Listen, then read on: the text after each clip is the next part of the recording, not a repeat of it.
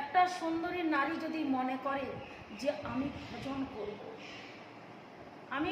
করব, আমি বিয়ে করব না, তখন দেখবেন কত লোক সেখানে মানে হুমড়ি খেয়ে পড়ছে। সে নিজে 100% ভালো থাকলেও লোকে তাকে কলঙ্ক দেবে, ভালো থাকতে দেবে না গো মা বাবু।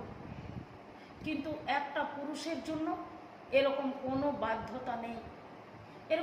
বাধ্যতা নেই, সেজন্য নারীদেরকে একজনের আশ্রয়ে থেকে ভজন সাধন যা কিছু করতে হবে।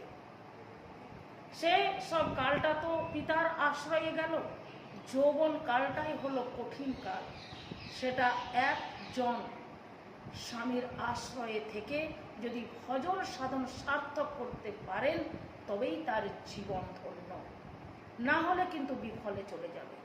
এই হলো ভাববার